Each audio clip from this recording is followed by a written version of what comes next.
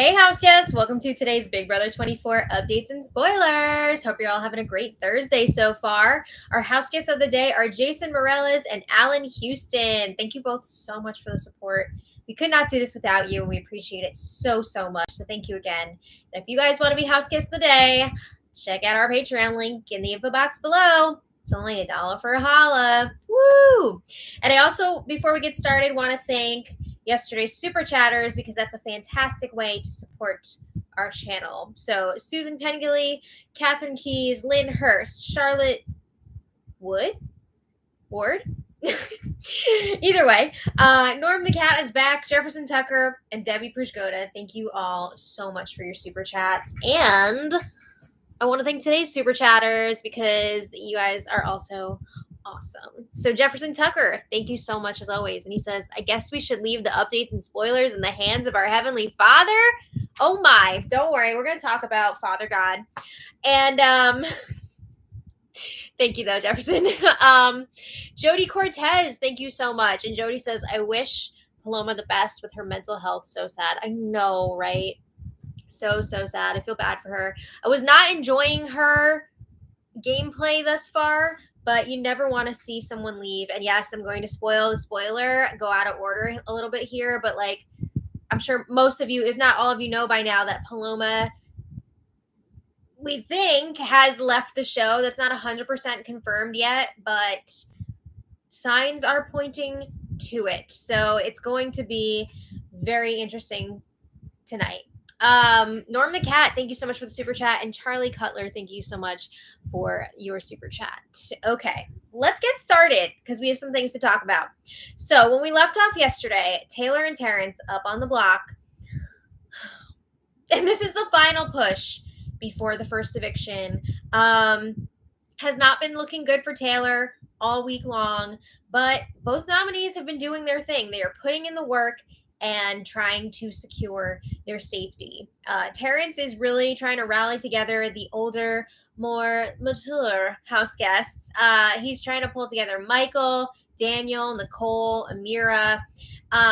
He's talked to all of them about it. They seem like they're into it, or at least that's what they're saying. I don't know where they would prioritize an alliance like that, you know, compared to things that they've already established by now. I think it'd be so much fun to have an older house guests alliance. I think that would be awesome, but I don't know if they're gonna go for it. But yeah, he's like, we can't let these youngins pick us off one by one. We need to get it going here.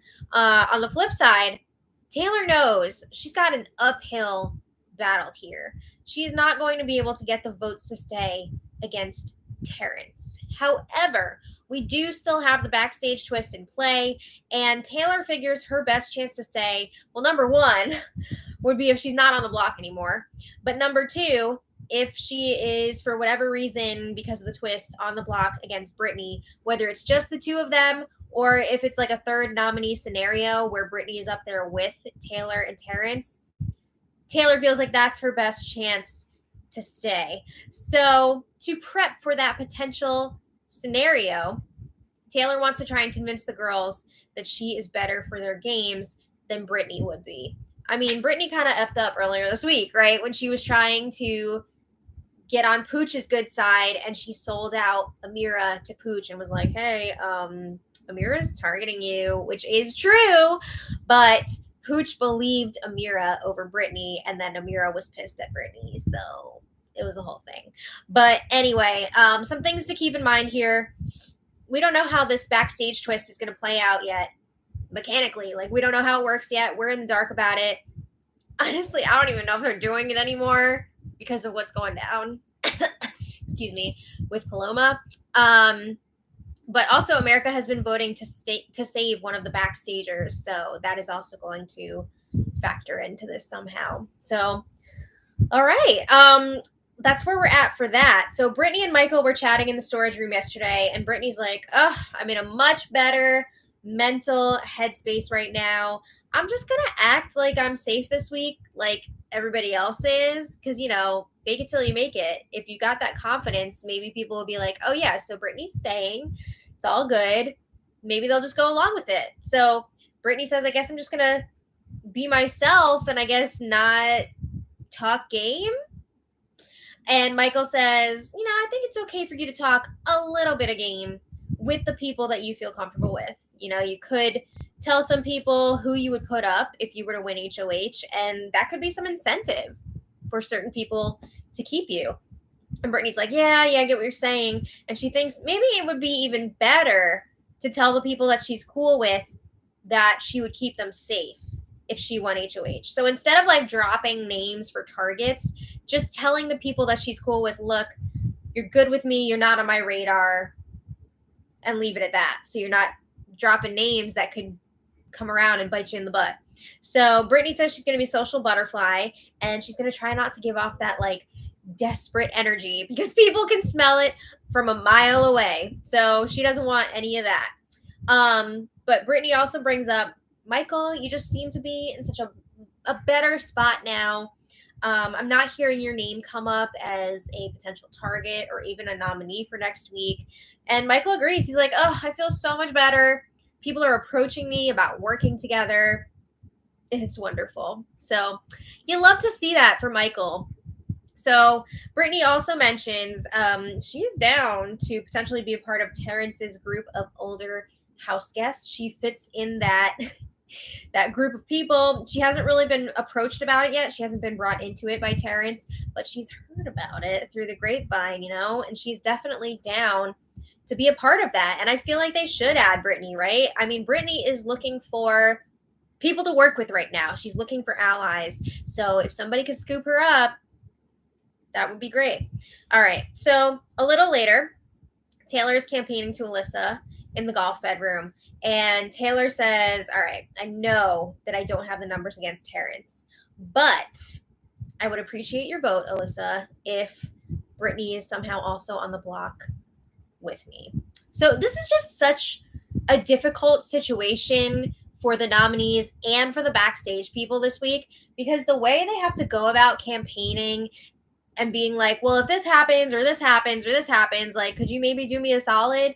It's much harder to campaign when you don't have like a clear directive that you can ask people to follow through on, So I feel like that must be really tough for them. But Alyssa says, yeah, I think Brittany would go home next to you, Taylor. I don't know about that. I mean, maybe it wouldn't be a unanimous vote, but I feel like Taylor would probably still go against Brittany. I still think that she is a lot of people's number one target over Brittany. So Taylor says, I really want to play a game for the girls. I want to get back in all of your good graces. I came in here wanting to play with the other women. I need to do that. And if that means me going on Slap next week, I'll do that. If that means me giving you unrivaled loyalty for at least 2 weeks, I'll do it. Only 2 weeks? I mean, I thought she was like setting herself up here to play with these people like forever, but she's only 2 weeks. What? I don't know. But she says, I want to play for you, for us. Like, let's do this. And Alyssa's like, if I have any say in it, I'll do what I can. Absolutely. Keep in mind, Alyssa cannot vote this week. And there is the chance that Alyssa could be the one going. She is one of the backstage people. So Alyssa might be in trouble. We don't know. But Alyssa says, I need more people on my side. No one really talks game with me. We could work something out and, work together moving forward. So Taylor brings up, we need girls here who have physical strength and like the capability to go up against these guys in some of the more physical competitions. And she says, I feel like we both have the ability to potentially do well in the endurance competitions and physical comps. So keep me. I feel like Taylor really needs to pitch that like shield angle in her campaigning. She's a huge target right now. If you keep her around, she will be a shield in front of you. People will want to go after her before other targets. So I feel like that would be a really good thing to push, but I feel like she's not super familiar with the game. I don't think she's seen as much of it as I previously thought during the preseason interviews. But yeah, I really feel like she's missing that angle from her campaigning. So anyway, Taylor was having similar conversations with other people like Kyle, Monty, a lot of people. She was making the rounds yesterday. Of course, when she was talking to the guys, she wasn't including all of the working with the girls stuff, you know? But Taylor was asking people, how would you feel if there was a scenario where one of the nominees comes down off the block and the backstager goes up? And what if that person that went up was Brittany? Like, how would you feel about that? Would you vote her out? So, you know, these guys, Kyle and Monty, they're both mentioning Brittany has been rubbing people the wrong way. She's shooting herself in the foot. So there could be people that want her out. But everybody's being non-committal here. The guys are like, I need to think about it, blah, blah, blah. All right. So then Kyle chats with Daniel in the HOH room. And Kyle tells Daniel, first, thanks for staying true to your word and keeping me off the block this week. That's really awesome. Also, just wanted to make sure we're on the same page about the vote this week, and with Taylor, like, we're still voting her out, right? Nothing has changed. And Daniel says, correct. Nothing has changed. The plan is still to vote out Taylor, because if she stays, I'm in big trouble. Daniel says if Taylor stays, she's going to come after me, and we can't have that. So then Kyle's bringing up how Taylor has been campaigning and asking if people would keep her over Brittany. And Kyle says, I dodged the question. I was non-committal about it. I didn't give her an answer. But Daniel says, no, Taylor has to go. We can't keep her. She's too powerful. You know, Terrence is the homie. He's chill. Daniel calls everyone the homie. And it's just like, I'm so sick of that word at this point. No more homies. No. So Daniel says Taylor knows the game better than she's letting on. She's in shape. She is a huge threat to win competitions and take people out, myself included. So that's me as Daniel. So yeah, Daniel also brings up that Taylor threw Paloma under the bus. And Daniel feels like that was the wrong name to throw out there. Paloma gets along with everyone. Paloma's not even eligible to be nominated this week. It's almost like she didn't do that. And things got misinterpreted. I don't know. But Daniel is hoping that everything will go as planned and Taylor will be evicted tonight. Okay, so in other news, Brittany led most of the house guests through a guided meditation last night. It lasted about 15 minutes, and she knows what she's doing. We know that she's a hypnotherapist, so I'm sure she does stuff like this all the time. But is this going to give away her true profession? She's telling everybody that she's like a toy tester, right? She was like really good at this, and the house guests loved it. And they're like, oh, you need to get paid to do that. You're so good at it. But I'm wondering, is this going to make the other house guests maybe want to keep her around for a while? Because it seemed like they really enjoyed it. Honestly, I'm considering just going back, flashing back, and following along in the meditation because it just seems so relaxing, and I think we all need that at this point.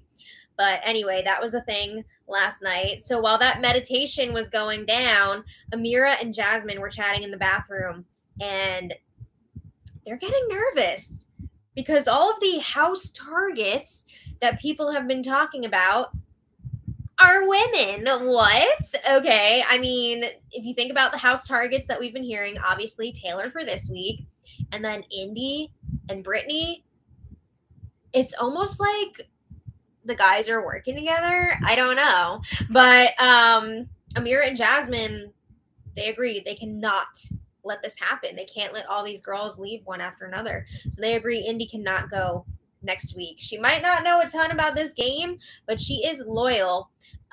Also, she's entertaining. But anyway, Jasmine's asking Amira, what would you do if you win next HOH? And Amira's kind of nervous about it, but she says she'd probably put up Pooch and Turner.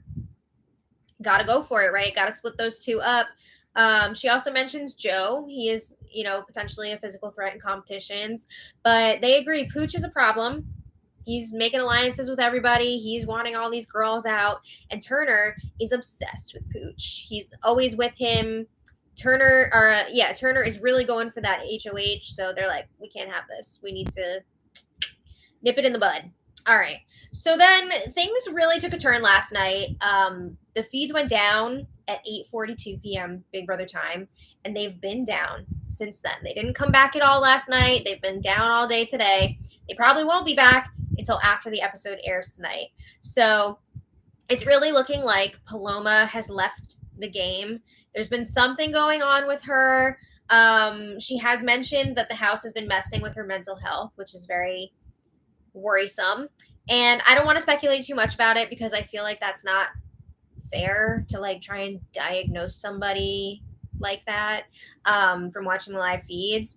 But she has obviously been struggling with something. So she was barely on the feeds yesterday. She was in the diary room for several hours.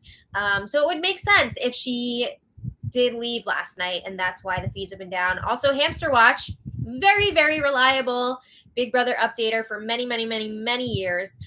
She is reporting that a source told her that Paloma has indeed left the game. So I'm assuming that is true, and I hope that Paloma's okay. You never want to see that happen to somebody.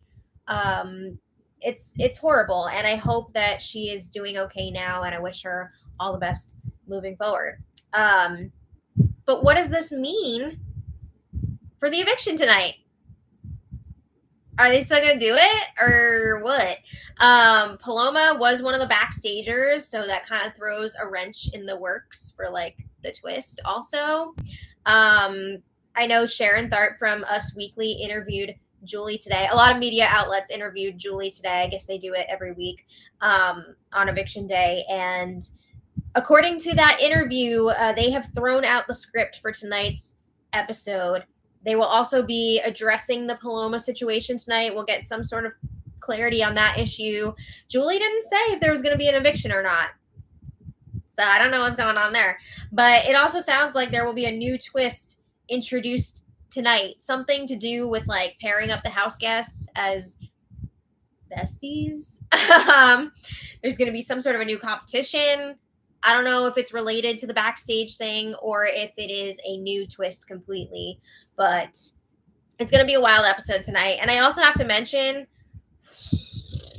some of these Julie interviews, not a good look for Julie Chen Moonves. A lot of news sources were asking her about the microaggressions that we've seen on the live feeds and the poor treatment of Taylor this week. Hello. Hi, I'm just in time. Welcome. Yeah, and Julie has not been handling these questions well. She's been acknowledging the microaggressions and that Taylor was treated poorly, but instead of like voicing an opinion on that and saying it's bad, which is like, I mean, the bare minimum that you could do, right? Being like, this is bad. We can't have this. Doing the least. Yeah. Instead of doing that, she's like trying to deflect by chastising the fans and saying that, you know, what about the mob mentality on Twitter? You know, that's not right. And basically saying the only person that can judge or should judge is Father God. What? Okay. So that's fun, I guess. I don't know. I just feel like that's really messed up. I feel like Arissa would have more to say if something like this was happening on her Big Brother. Where's old Julie? I don't know. Where's old Julie with A. Aaron? I don't know. It's kind of like confusing to me though. I thought maybe Julie had like turned a corner because I noticed on Twitter the other day that James Hewlett sorry. I can't not laugh at that. Somebody, okay, the Father God thing, somebody said Claire's father. Because the child of God thing from last season. Yes. I'm sorry, that's very, very funny. Thank you for making me laugh, Jelly Donuts 4. But anyway, what was I even saying? Oh yeah, on Twitter the other day, James Hewling tweeted like, when you're in that house, your true colors come out. And Julie quote tweeted that, being like, ooh. So I thought maybe she was gonna take a stand on this issue, but these interviews were really disappointing and not good. So anyway, that's where we're at right now. Tonight's episode, I don't know what to expect. Should be very interesting. I don't know if there's gonna be an eviction. I don't know if they're gonna follow through with the backstage twist and just have like one less person. I don't know what the deal is, but maybe we will just get a sermon from Julie God. I don't want to hear any of Julie's like sign offs at the end when she's just gonna ignore wrongs that are being done. I'm sorry, but no. Yeah, so let me know your thoughts in the comments. We will be back later tonight for the episode recap. So we hope that you will all join us for that. And I want to thank today's super chatters because we could not do this without all of you. And we really, really appreciate you. So, Jefferson Tucker, thank you so much. Jody Cortez, thank you so much. Norm the Cat, thank you so much. Charlie Cutler, thank you so much. Darby C, thank you as always. And Darby says production must be scrambling right now, right? I know. They must have been up all night last night trying to figure this out. Lisa, thank you so much. And Lisa says, thank you again for all you do. Looking forward to see how everything will turn out tonight. I know, right? It's going to be interesting. Sean Davis, thank you so much for the super chat. And Sean says, hope some of these people still have jobs and businesses because clearly some of them aren't aware of the live feeds. I know, right? Ugh. Icky. I feel like the problem is it's not even that they don't know about the live feeds or they forget about the live feeds. I think they're just not realizing that what they're saying, some of these things that they're saying and doing are wrong. The microaggressions, they're not realizing how harmful these things that they're saying are. So I think that's part of the problem here. And I'm pretty sure that Big Brother has already talked to them about it, but yeah, I don't know. Davy Crockett, thank you so much for the super chat. We really appreciate it. And Davy says, I'm 71 and I enjoy this show. Lol. Why not? You do you. Like, I know plenty of people that are older, more mature, Moi? that enjoy the show. So there's nothing wrong with that. It's a good time most of the time, some of the time. Thank you so much. And John S., thank you so much for your super chat. And Meg McMuffin, thank you. That is like the most adorable name. Yeah, right? That's so cute. And that's such a cute little sticker. Okay, so we'll leave it there. We'll be back later. And until next time, much love. Thanks, guys. Bye, everybody. Bye. Bye.